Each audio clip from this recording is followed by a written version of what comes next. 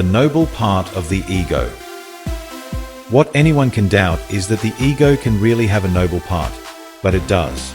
It is more common than is believed, and even the most dangerous criminals could count on that nobility during their development.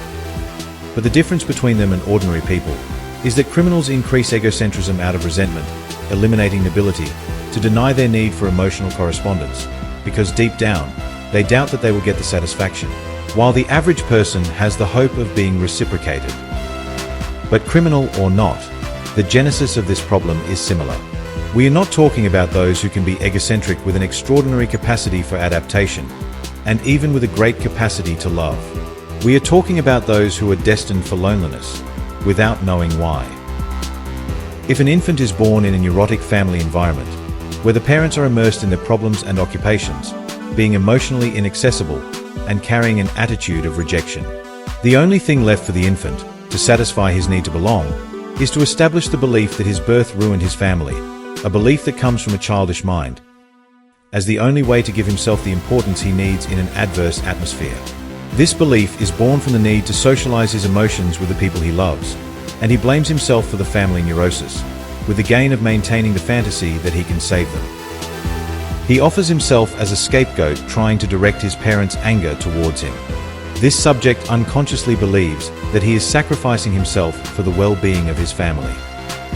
This is why we say that egocentrism has a noble part, since it proceeds out of love.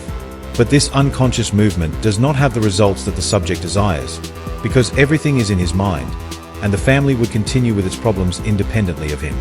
This egocentrism of believing oneself to be a redeemer only causes serious damage to the development of the person. And he will develop convinced that his sacrifice, which no one understood, deserves a reward.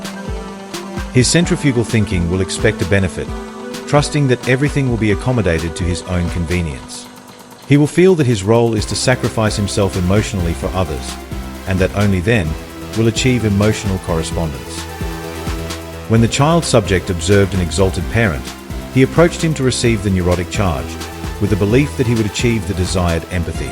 In the adult life, he or she enters into relationships where they think their obligation is to achieve the happiness of their partner, sacrificing oneself, becoming a recipient of blame and manipulation, finally reaching the feeling of belonging, only to be disappointed later and wonder what happened. The answer is that the subject live in a world limited by centrifugal thinking, expecting that his or her sacrifice will be rewarded with the same emotional loyalty that was professed to that person. While waiting for a reward, the subject evaded the reality of what a real commitment is, not understanding that social relations are not an imaginary sacrifice. This egocentrism makes the person feel that they should have things, even people for whom they have not fought for in reality. He will spend his life with emotional problems. In the workplace, he will unknowingly offer himself as a scapegoat to his superiors.